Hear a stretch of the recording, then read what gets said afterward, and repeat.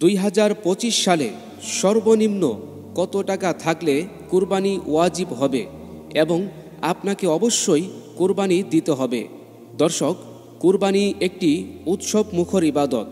এ উৎসবের আনন্দ ও খুশি শুধু কুরবানি দাতার মধ্যেই সীমাবদ্ধ থাকে না, বরং সকল মুসলমানের ঘরে ছড়িয়ে পড়ে। বিভিন্ন রঙে ও সাজে কুরবানির পশুর বিচরণে প্রতিটি অলিতে গলিতে বইতে থাকে আনন্দের ঢেউ। আল্লাহ তাআলা যাদেরকে সম্পদশালী করেছেন তাদের উপর সম্পদের কৃতজ্ঞতা ও যুগের পর যুগ পৃথিবীতে বেঁচে থাকার শুকর এবং হজরত ইব্রাহিম আলাইহিস সালামের সুন্নাহকে জীবিত করার লক্ষ্যে কুরবানিকে ওয়াজিব করেছেন। এর রয়েছে ইহকালীন এবং পরকালীন অনেক লাভ।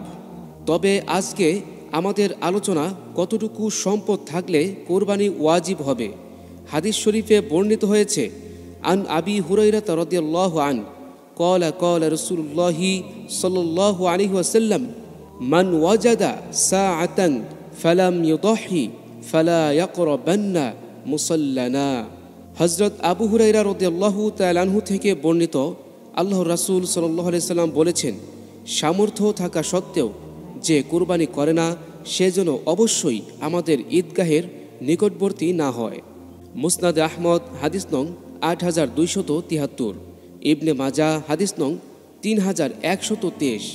দর্শক, বর্ণিত হাদিস শরীফে সামর্থ্যবান বলে ওই ব্যক্তিকে বোঝানো হয়েছে যার কাছে মৌলিক প্রয়োজনের অতিরিক্ত এবং ঋণ বাদ দিয়ে 7.5 ভরি স্বর্ণ, যা 87.45 গ্রাম, কিংবা 52.5 ভরি রূপা, যা 612.15 গ্রাম, অথবা তার সমপরিমাণ টাকা রয়েছে, একেই নিসাব বলা হয়। এ পরিমাণ টাকা পয়সা কিংবা সম্পদের অধিকারী ব্যক্তিকে ইসলামের শরিয়াতে সাহাবে নিসাব বা সামর্থ্যবান বলা হয়। দর্শক, বাংলাদেশ জুয়েলার্স অ্যাসোসিয়েশন বাজুস এর সিদ্ধান্ত অনুযায়ী 20 মে মঙ্গলবার 2025 সনাতন রূপার মূল্য প্রতি ভরি 1726 টাকা। তাহলে 52.5 ভরি রূপার মূল্য আসে 90,615 টাকা।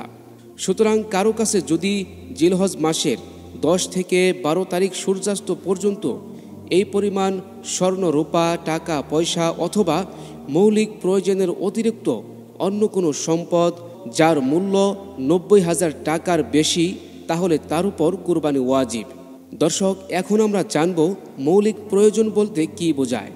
মৌলিক প্রয়োজন বলতে ওই সকল জিনিসকে বোঝানো হয় যা ছাড়া মানুষের জীবন কষ্টকর হয়ে যায়, যেমন বসবাসের বাড়ি, চলাচলের গাড়ি, উপার্জনের আসবাবপত্র, ব্যবহারের কাপড় চোপড় এবং কাজের লোক ইত্যাদি। কোনো নারীকে যদি তার স্বামী যথাযথভাবে ভরণ পোষণ করে থাকেন আর উক্ত নারীর মালিকানায় কোনো জমি থাকে, তাহলে সেটাও মালিক প্রয়োজন অতিরিক্ত হিসাব গণ্য হবে। দর্শক, এখন আমরা জানব কি পরিমাণ ঋণ থাকলে কুরবানি দিতে হয় না। জিলহজ মাসের 10 থেকে 12 তারিখ সূর্যাস্ত পর্যন্ত কেউ যদি এই পরিমাণ ঋণী হয় যে উক্ত ঋণ পরিশোধ করলে তার নেশাব পরিমাণ সম্পদ থেকে কমে যায়, তাহলে তার উপর কুরবানি ওয়াজিব হবে না। এই ধরনের ব্যক্তিবর্গ শরীয়তের দৃষ্টিতে গরিব হিসাবে গণ্য হবে। তবে যে সকল ব্যবসায়ীগণ ব্যবসার পরিধি বৃদ্ধির জন্য ব্যাংক থেকে ঋণ গ্রহণ করে থাকেন, তারা উক্ত ঋণ বাদ দিতে পারবেন না। পক্ষান্তরে যারা মৌলিক প্রয়োজনের জন্য ঋণ গ্রহণ করে থাকেন, তারাই কেবল নিসাবের হিসাব থেকে ঋণ বাদ দিতে পারবেন।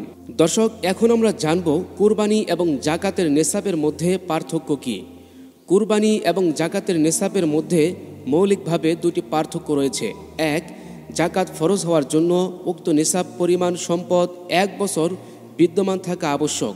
পক্ষান্তরে কুরবানি ওয়াজিব হওয়ার জন্য 1 বছর বিদ্যমান থাকা আবশ্যক নয়, বরং জিলহজের 10 থেকে 12 তারিখ সূর্যাস্ত পর্যন্ত থাকাই যথেষ্ট। 2, জাকাত ফরজ হওয়ার জন্য স্বর্ণ, রূপা, টাকা পয়সা এবং ব্যবসার পণ্য হতে হবে। পক্ষান্তরে কুরবানি ওয়াজিব হওয়ার জন্য মৌলিক প্রয়োজনের অতিরিক্ত সকল সম্পদ হিসাবের অন্তর্ভুক্ত হবে, যেমন প্রয়োজনের অতিরিক্ত জমি জমা, গাড়ি বাড়ি, পোশাক আশাক, সৌন্দর্য বদনের ফার্নিচার ইত্যাদি। এগুলোর মূল্য যদি উক্ত নিসাব পরিমাণ হয়ে যায় তাহলে তার উপর কোরবানি আবশ্যক হয়ে যাবে।